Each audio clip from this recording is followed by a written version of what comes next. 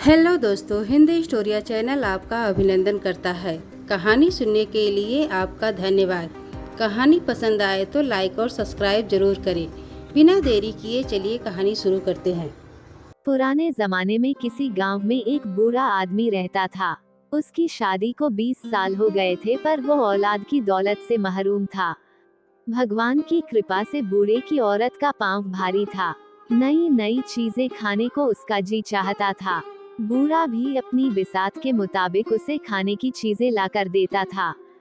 एक रोज बूढ़े की बीवी को खट्टे मीठे बेर खाने की बहुत ख्वाहिश हुई। गर्मी के मौसम में बेर कहाँ मिलते हैं। फिर भी बूढ़ा बेरों की तलाश में जंगलों में भटकता रहा। एक दिन जंगलों में इधर उधर बेर तलाश करते हुए वह एक तालाब के किनारे पहुंचा तो एक बेर की झाड़ी नजर आई। बूढ़े को बहुत खुशी हुई। वह अपने दोनों हाथों से बेर इकट्ठे करने लगा। अभी झोली भर बेर ही तोड़े थे कि एक आदमखोर मगरमच्छ ने अपना बड़ा सा मुंह पानी से ऊपर निकाला और जोर से सांस खींची। उसके सांस लेने से एक जोरदार आंधी चली और बूढ़ा कमजोरी की वजह से अपने को न संभाल पाया और तालाब में आ गिरा। बूढ़ा अपने को संभालते हुए किनारे तक पहुंचना ही चाहता था कि मगरमच्छ ने इसके पांव ही पकड़ लिए। बूढ़ा उससे कहने लगा, भाई, खट्टे मीठे बेरों की तलाश में मेरे पांव घिस गए और फिर जब बेर मिले तो मेरे रास्ते में तू रोड़ा बनता है। तेरी यह मक्कारी मुझ पर कोई असर नहीं करेगी। बहुत दिनों से इंसान का गोश्त खाने को नहीं मिला। तेरी करारी हड्डियों को चबाने में मुझे बहुत मजा आएगा। आज मैं तुझे खाऊंगा। मगरमच्छ ने लार टपकाते हुए कहा। क्यों? मुझे तू क्यों खाएगा? इसलिए क्योंकि तूने मुझसे बगैर इजाजत लिए मेरे बेर लिए हैं। भाई, मैं ये बेर बहुत मजबूरी में ले रहा हूँ। मेरी बीवी की हालत कुछ ऐसी है। मैं और मेरी बीवी अब और ज्यादा इंतजार नहीं कर सकते। बूढ़े की बात सुनकर मगरमच्छ समझ गया। ओह, अगर यह बात है तो मैं तुझे नहीं खाऊंगा। तू अपनी राह ले, लेकिन मेरी एक शर्त है। क्या शर्त है? बूढ़े ने पूछा। अगर लड़का होगा तो तेरा और लड़की हुई तो मेरी। मंजूर, कहकर वह बेरों की झोली संभालते हुए चल दिया। वह अपने दिल में सोचने लगा कि मगरमच्छ उसे फिर कहाँ मिलेगा और अगर उसके यहाँ लड़का पैदा हुआ तो फिर तो परेशानी की कोई बात ही नहीं। बूढ़ा अपनी बीवी की आवभगत में कोई कमी नहीं करता था। दिन पर लगाकर उड़ते रहे और एक दिन बूढ़े के घर एक खूबसूरत और बहुत तंदुरुस्त लड़की पैदा हुई। बच्ची को देखकर उसे मगरमच्छ की बात याद आई तो वह कांप उठा। लड़की का रंग गुलाब के फूल की तरह था। उसकी आंखें हीरों की तरह चमकदार थीं।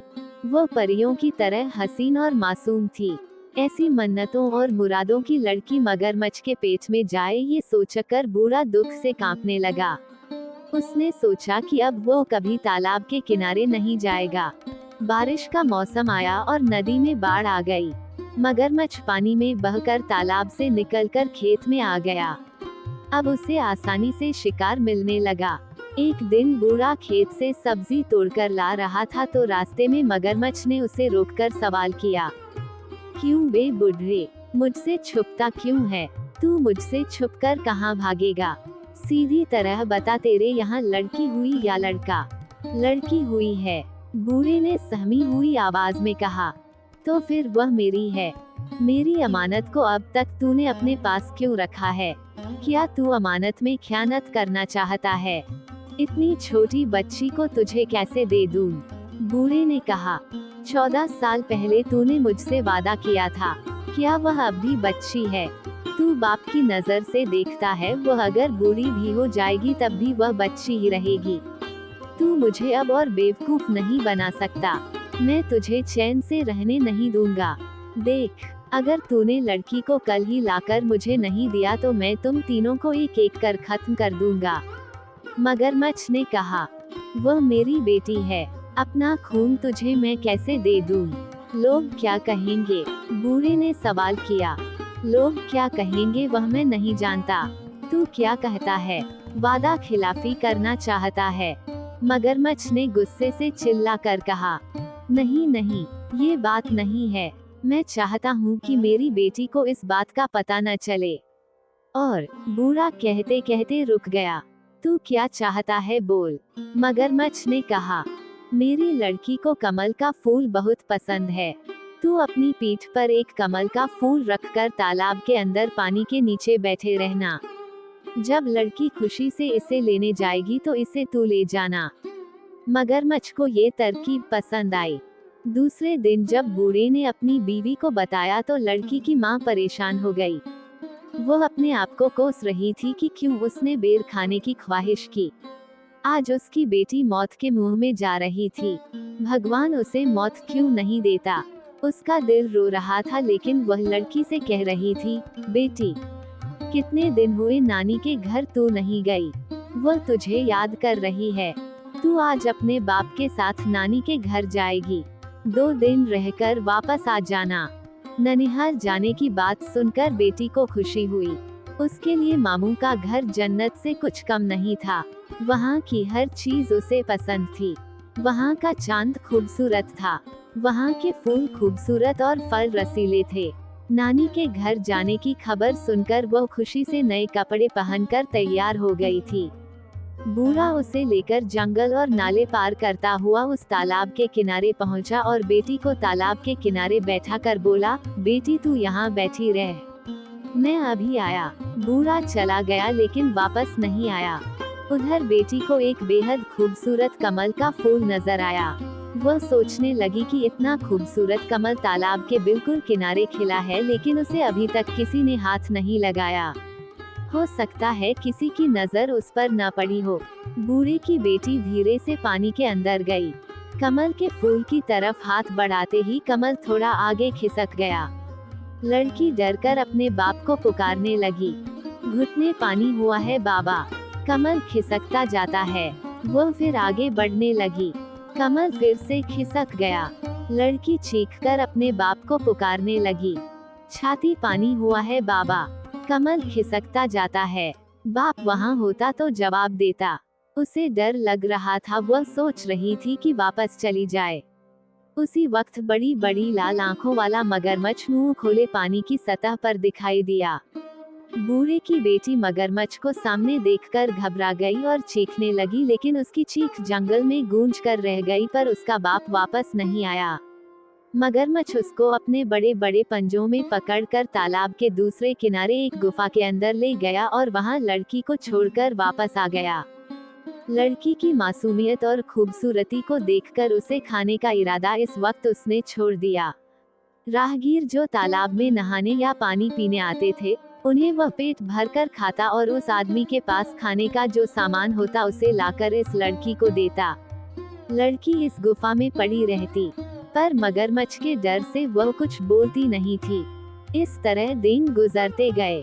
चारों तरफ इस तालाब का मगरमच्छ आदमखोर के नाम से मशहूर हो गया था। डर के मारे कोई राहगीर इस तालाब की तरफ नहीं आता था।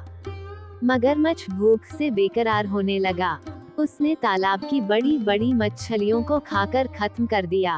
अब वो भूख के मारे मरने लगा। जंगल की गाय, बकरी, भेड़ भी वह भूख की शिद्दत में खा गया। अब उसके डर से वहाँ कोई जानवर भी पानी पीने नहीं आता था। जब उसे जोर की भूख सताने लगी तो वह बूढ़े की बेटी के करीब आकर उसे अपनी लाल और ललचाए आंखों से घूरने लगा। बूढ़े की बेटी समझ गई कि अब उसकी बारी थी, लेकिन मगरमच्छ ने उसे उस दिन नहीं खाया।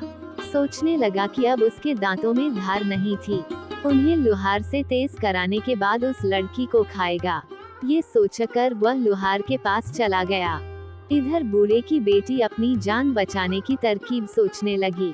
गुफा में जितने सोने चांदी के जेवरात मगरमच्छ ने लाकर रखे थे, उसने सबको इकट्ठा किया और एक टोकरी में रखकर सूखे पत्ते और छोटी छोटी लकड़ियों से उसे ढक लिया और अपने जिस्म पर कीचड़ लेपकर अपनी सूरत एक अंधी बुढ़िया जैसी बना ली और टोकरी कमर पर लादकर लाठी टेकते टेकते जाने लगी।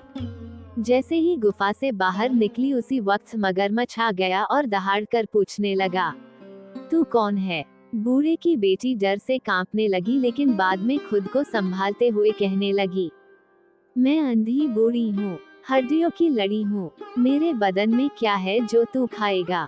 तू अपनी गुफा को जा, वहाँ तेरे लिए एक तंदुरुस्त लड़की मौजूद है, उसकी हड्डियाँ चबाने में तुझे मजा आएगा। मगरमच्छ उसे पहचान न सका। उसके मुंह में इंसानी गोश्त के मजे को सोचकर पानी आ गया और वह तेजी से गुफा के अंदर चला गया। बूढ़े की बेटी उससे छुटकारा मिलते ही घबरा कर दौड़ने लगी और घने जंगल में गुम हो गई। वह सोच रही थी कि जिस माँ बाप ने उसे धोखा देकर मगरमच्छ के हवाले कर दिया, वो उनके पास नहीं जाएगी। वो यही कुछ सोचते हुए घने जंगल में चली जा रही थी कि उसे शेर की गरज सुनाई दी। उसका दिल जोर जोर से धड़कने लगा। वो खौफ के मारे इधर उधर छुपने की जगह ढूंढने लगी। इतनी देर में एक हाथी के बराबर ऊंचा और बड़ा शेर उसके सामने आ गया। डर के मारे वह सामने एक बड़े बरगद के दरख्त के तने से चिपट गई और रो रो कर मजबूरन दरख्त से दरख्वास्त करने लगी, ए दरख्त तू फट जा, मैं तुझमें समा जाऊं और तू बंद हो जा। ये सुनते ही दरख्त सचमुच फट गया और वो उसके अंदर चली गई और दरख्त बंद हो गया। एक दिन एक राजकुमार शिकार करने के लिए उसी जंगल में आया। वह दातुन के लिए एक शाख काटने लगा कि उसके कानों में ये आवाज आई, राजकुमार धीरे काट, कहीं मेरी आंख फूट न जाए, मेरी नाक कट न जाए, मेरा हाथ टूट न जाए। ये सुरीली आवाज सुनकर राजकुमार को हैरत हुई और वह दातुन लिए बगैर राजमहल वापस चला आया। वह रात भर उसी जादुई दरख्त के बारे में सोचता रहा। राजमहल में राजकुमार की शादी की तैयारियां हो रही थीं। ज्योतिषी और पुरोहित राजकुमार को समझा रहे थे, लेकिन राजकुमार की बस एक ही जिद थी कि वो उसी दरख्त से शादी करेगा।